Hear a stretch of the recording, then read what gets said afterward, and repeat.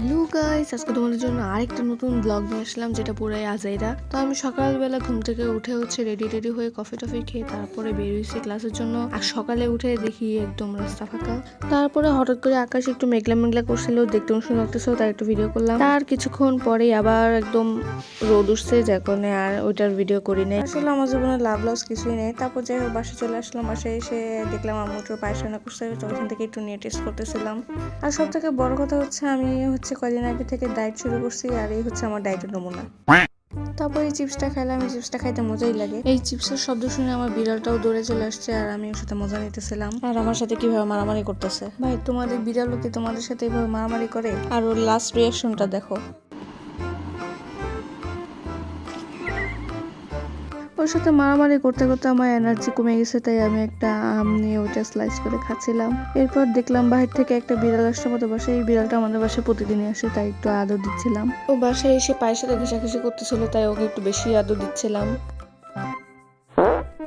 যাই হোক, তারপরে বিড়ালটাকে খাওয়া দাওয়া ওকে বিদায় করে তারপর আমারও একটু কফি খাইতে মন চাইলো। আর ভাই, আমার দেখে কে বলবে যে আমি ডায়েট শুরু করছি। যাই হোক, তারপরে আমার একটু কোল্ড কফি খাইতে মন চাইছিল, এই জন্য আমি কোল্ড কফি বানাইতেছি। তো প্রথমে আমি কফি নিয়েছি, ওটার মধ্যে একটু চিনি দিচ্ছি একদম মন ভরে, তারপরে একটু পানি দিলাম। এরপর ওটা ভালো মতো নেড়ে চেড়ে তারপর ওটার মধ্যে বরফ দিব। এখন তো বরফ আমি কখনো আলাদা কন্টেনারে রাখি না, আমি আলাদা এরকম গ্লাসেই একদম পানি ভরে ফ্রিজে রেখে দিই। আর এখানে আমার বরফ ঢালতে যে স্ট্রাগল হইতেছিল, আই হাই।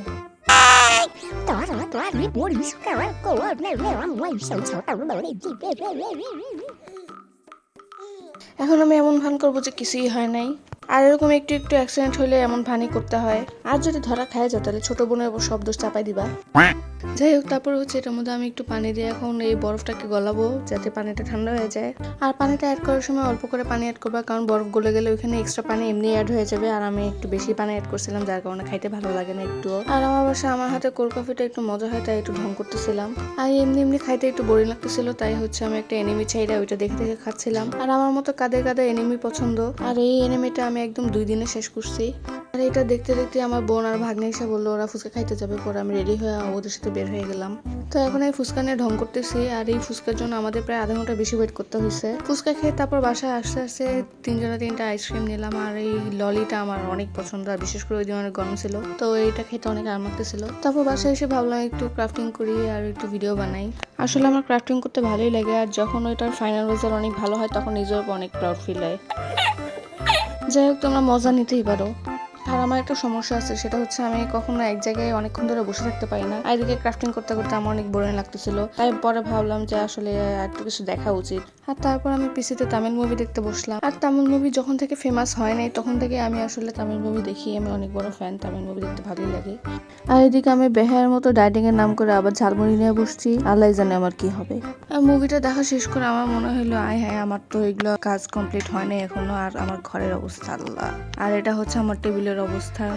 এগুলো সব গুছাইতে হবে। আর এগুলোর জন্য আমি আম্মুর কাছে প্রতিদিনই বকা খাই, তাও কে শুনে কার কথা। আর এদিকে এগুলো দেখতে দেখতে হঠাৎ খেয়াল করলাম যে বাইরে অনেক বাতাস আসছে।